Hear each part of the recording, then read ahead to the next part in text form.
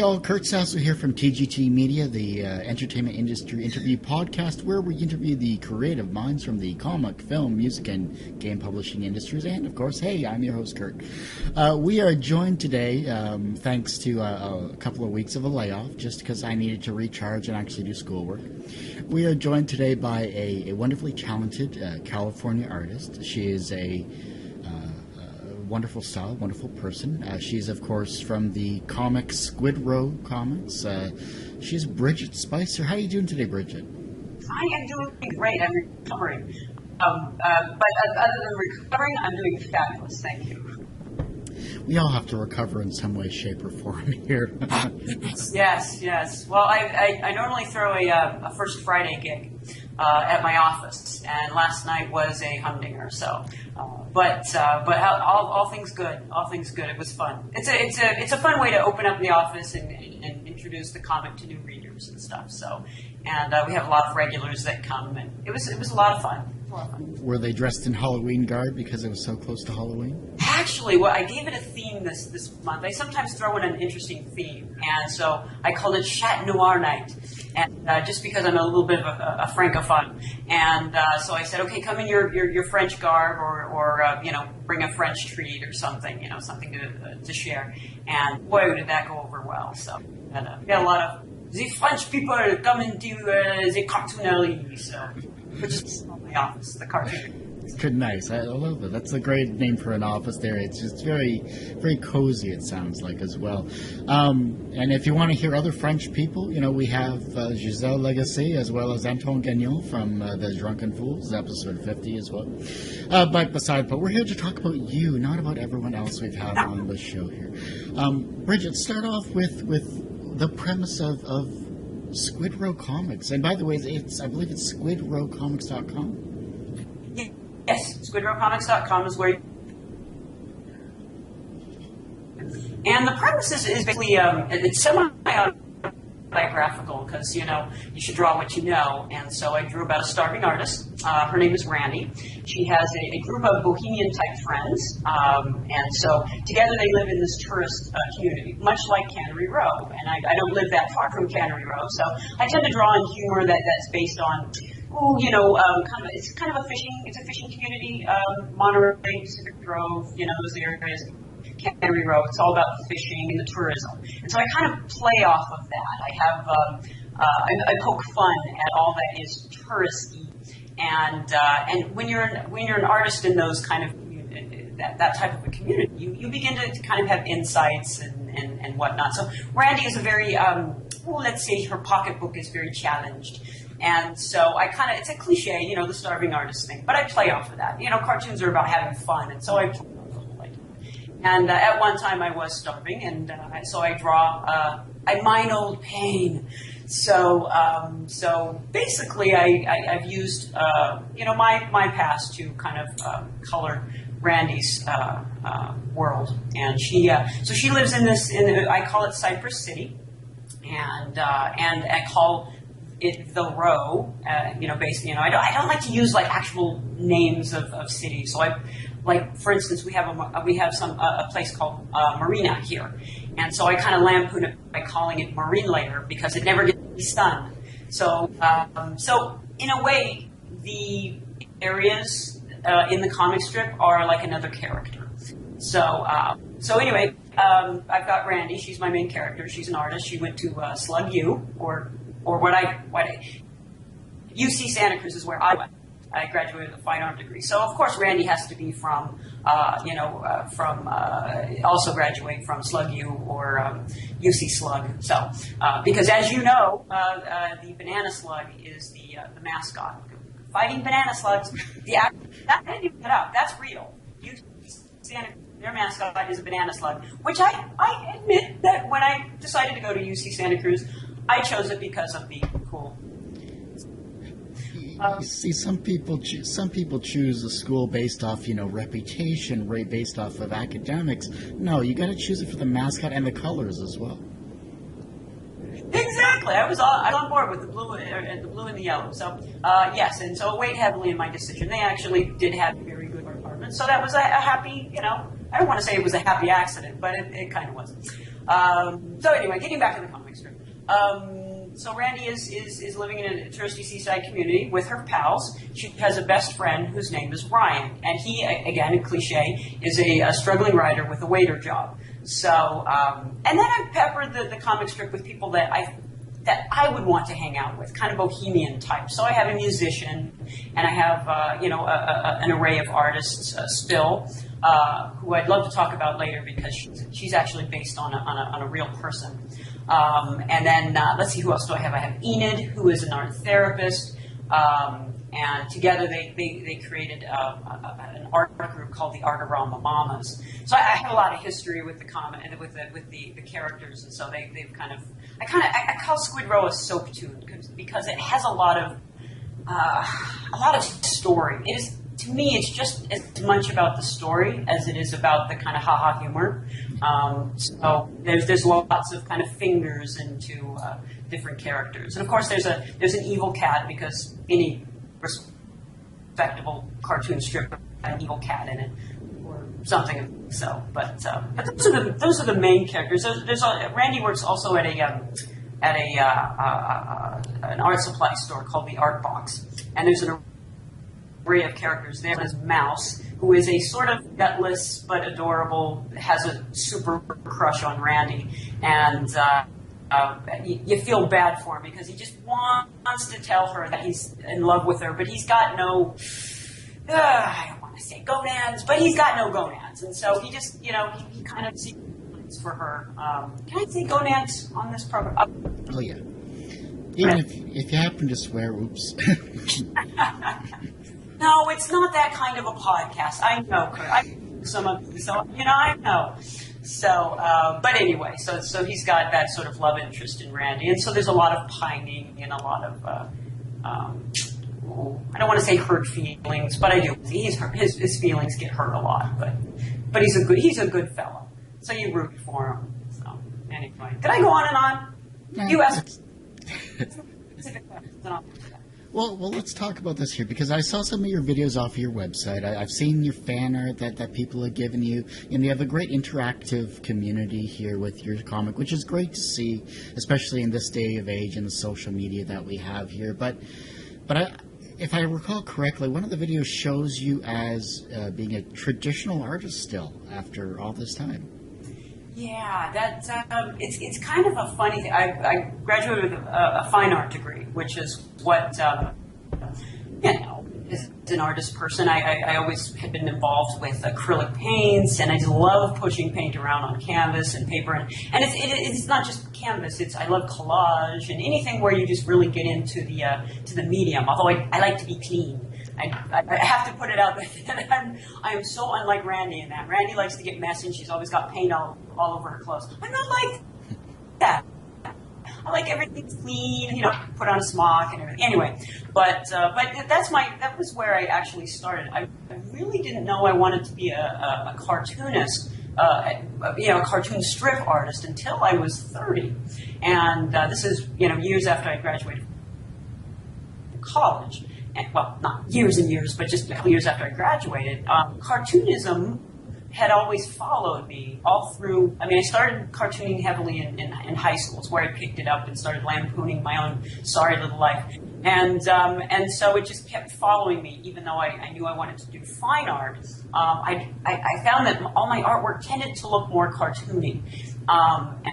And so it just it kept poking at me until finally, when I did graduate with a fine art degree, it was pretty much my style was cartooning, and then it wasn't until I went and visited my sister.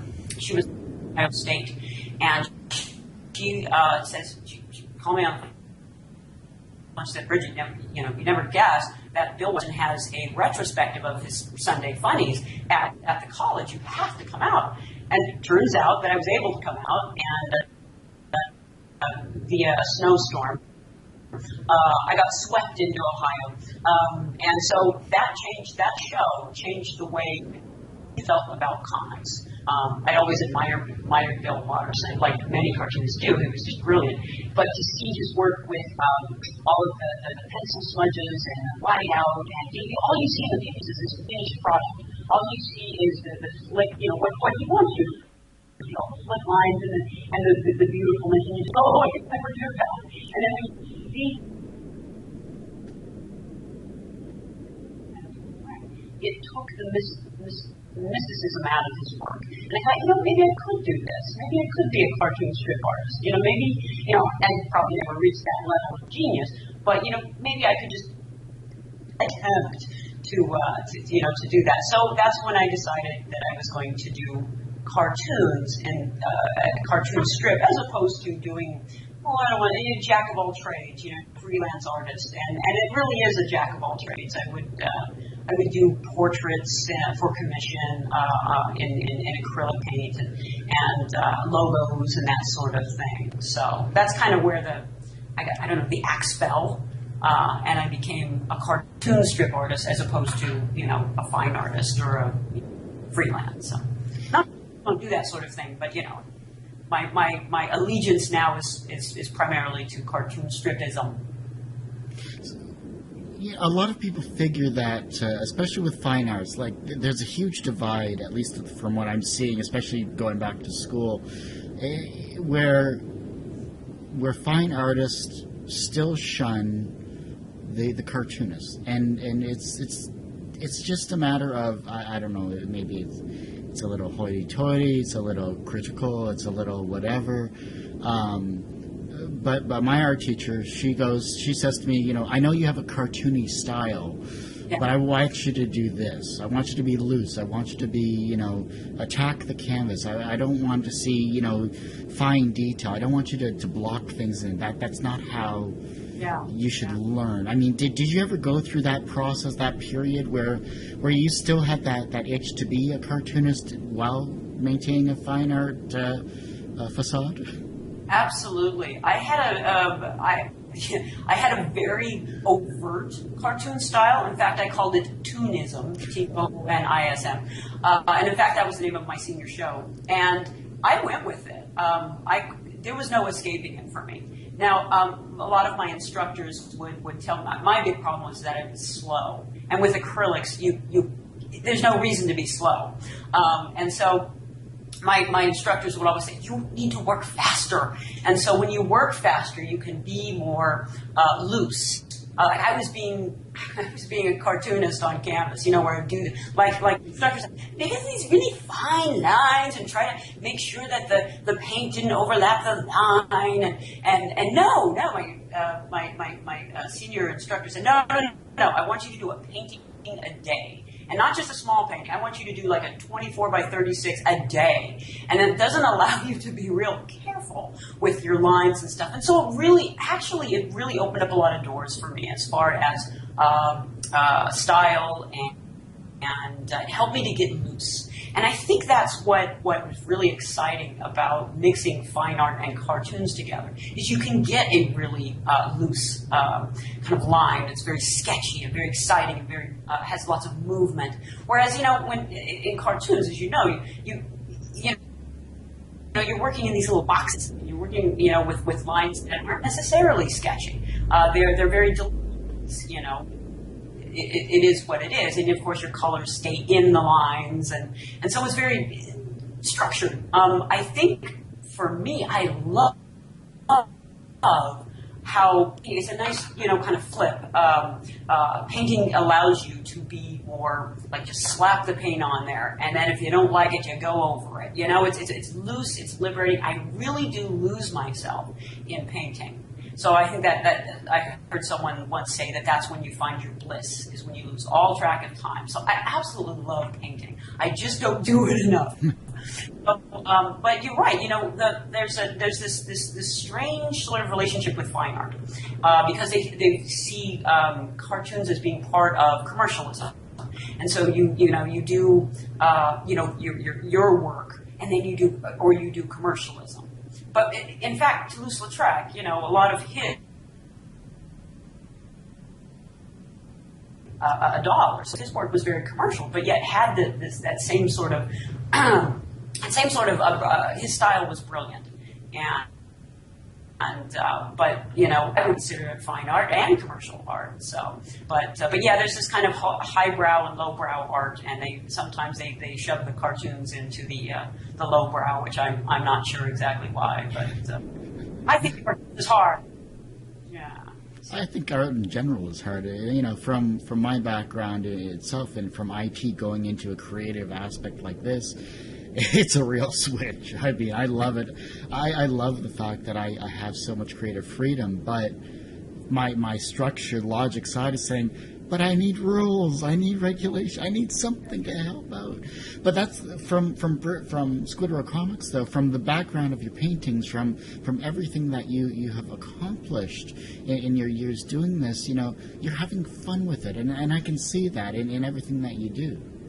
I definitely have fun with it. I think that I work in decades. I don't know why this is. It's one of those rhythm things. You ever put the money in the little machine and it throws out the biorhythm? And I seem to work in decades. It took me 10 years to get through college.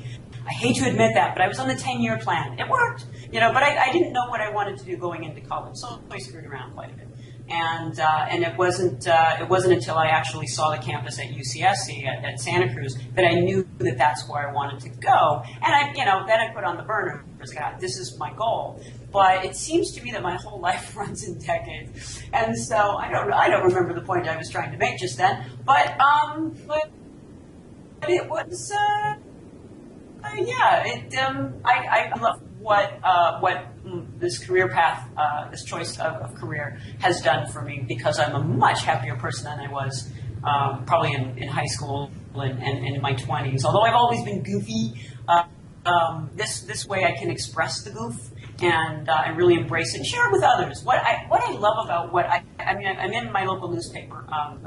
The Monterey County Herald carries Squid Row. That was a plug. Should I have done that? Yeah. I can do that, right? Yeah, totally. Oh, yeah. So, Monterey County Herald carries my.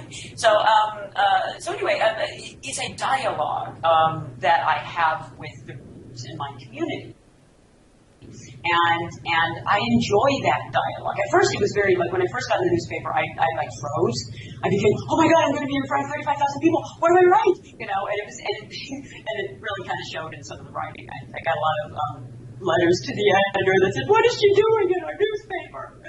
But they come around me because I kind of relaxed a little bit. But there's this wonderful dialogue that cartoonists have with their audience. And it's the same way with fine art. When you're a fine artist, you connect. What you're trying to do is express, and you have a point of view, and you have some idea that you're trying to put into your painting.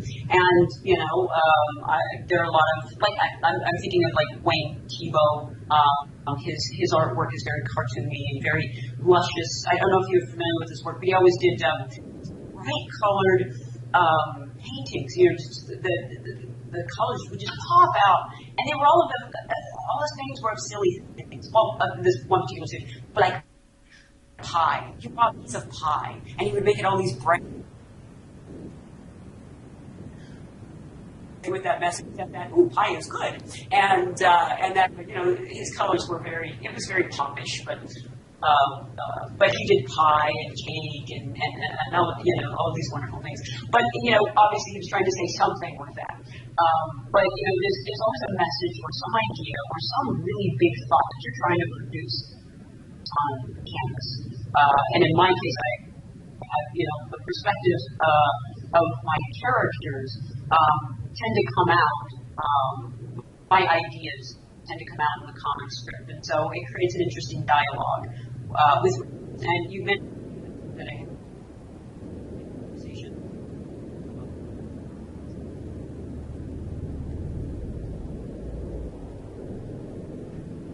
Interesting and fun. Recently, for Halloween, I did a whole series on steampunk, and which is I'm a little bit behind the curve. It was kind of interesting because a lot of people knew what steampunk was, but then a lot of people didn't. So, and I'm finding that a lot of my newspaper readers didn't know what steampunk was, but a lot of the web readers did. And so there was this interesting dialogue as to what genre steampunk belonged to. Was it sci-fi? Was it alternate reality? both. And so there was this huge conversation, and I just love that. You know, a cartoon strip can force people, not force people, can inspire people to talk about a certain subject. I sometimes will throw in maybe local issues, not a lot, because I don't want to be that cartoonist that, oh, what's she ragging on this time? But I'm kind of a little bit outspoken when it comes to building on, upsetting the character of a place. For instance, we have a highway that goes from Salinas to Monterey, and they wanted to stick a big kind of like a development with a shopping center and everything. And this is a very beautiful oak-lined highway, and it's already busy. But they were just going to put this big shopping center right there, and I just got really outspoken about it. I was like, no, I want it to be. I like the pristineness. People don't come out here because they can go to a conveniently located Starbucks. They come to this area because of the beauty. And so I had to, of course, with Randy, discuss that in the comic strip. This coming weekend, I will have another.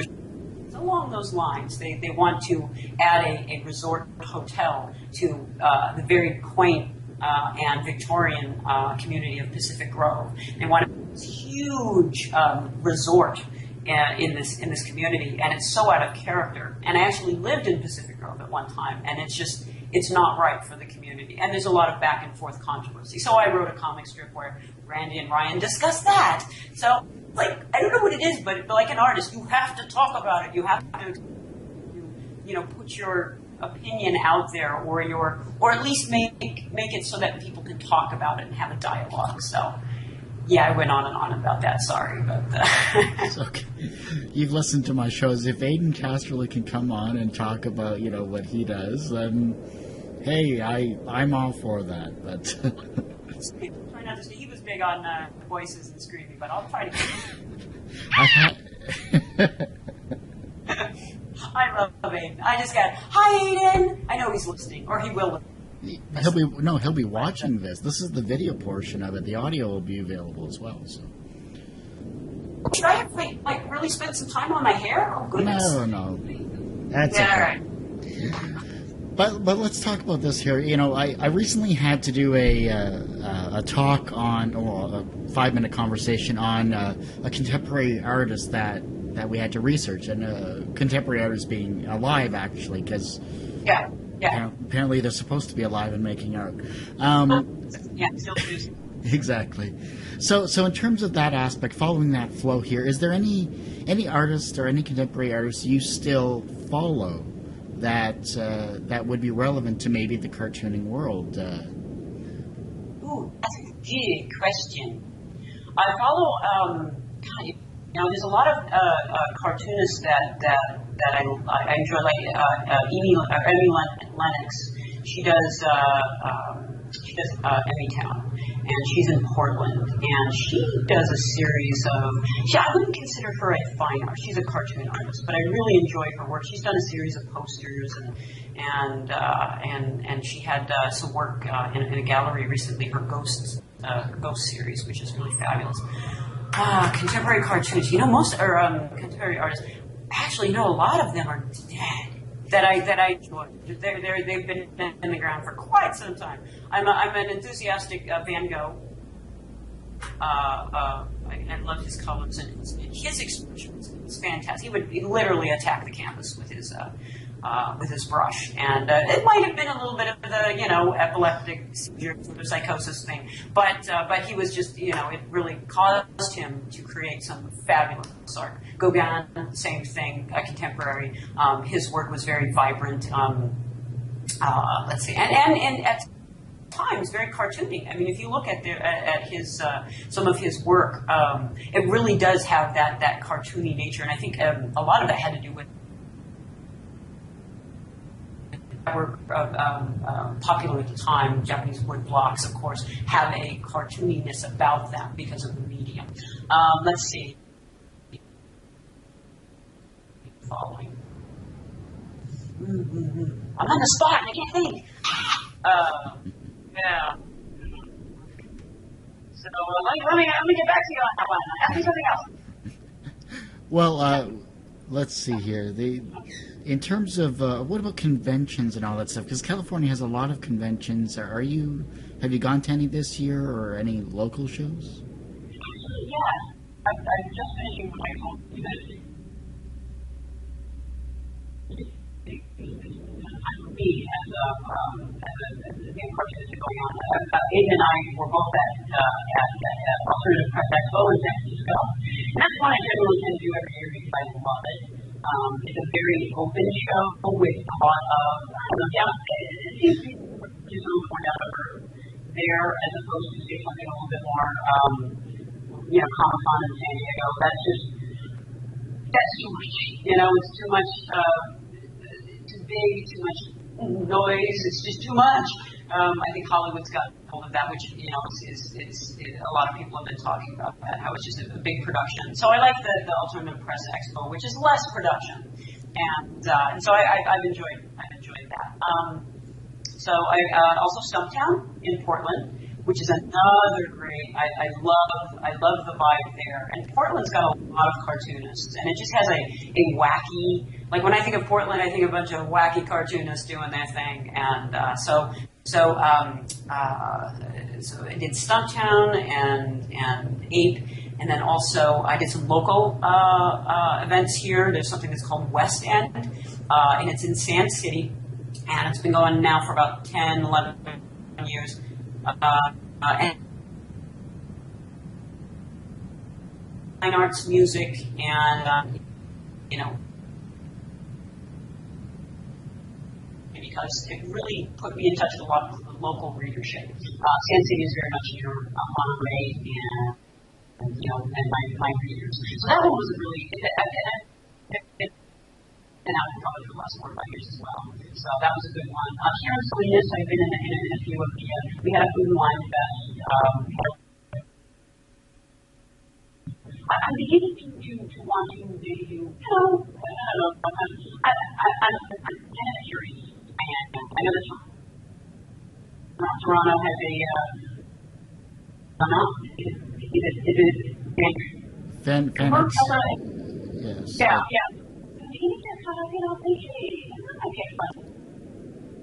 I think you would do well in Fan Expo. Yeah.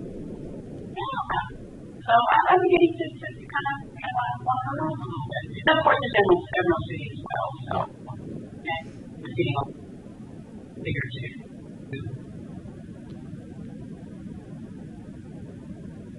But Toronto would be interesting.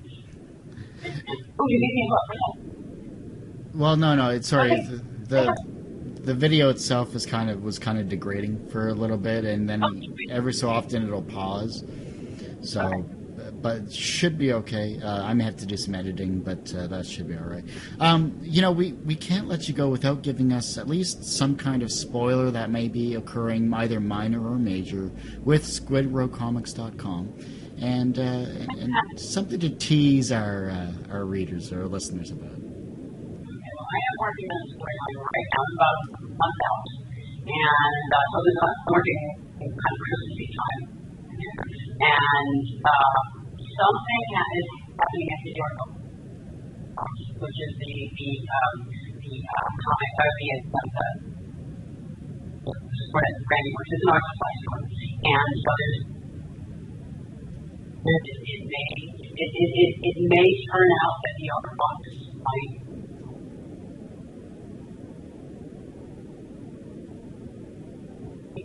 job in source of income is the art box, and so there's some financial difficulty, and it may go into she may lose her job. Wow. So, but just a wonderful time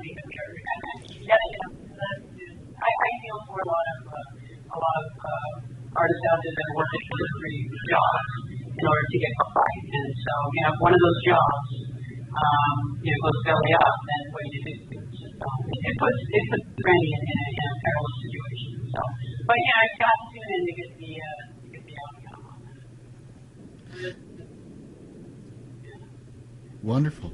Well, you know that you definitely teased us there. I'm looking forward to see what exactly happens with that. And of course, Bridgett, you know, thank you so much for taking the time to do this interview. It's been a true pleasure having you. Pleasure. I'm so happy that you Skyped me. Yeah. But thank you very much for asking me to ramble on. You know. So thank you for that opportunity. Anytime. You know, this episode, of course, is the beginning of our November season, or month of November, I should say.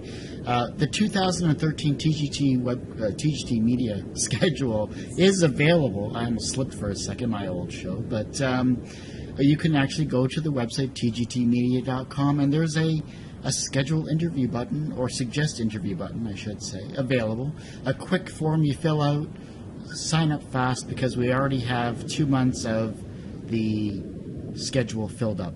So, hey, you know, it takes a while to get on the show, but I'm glad that we will get many wonderful people on, too. Of course, you can read Bridgett's work at squidrowcomics.com, and thank you, everyone, for listening, and tune in tomorrow for another great episode with the scriptwriters.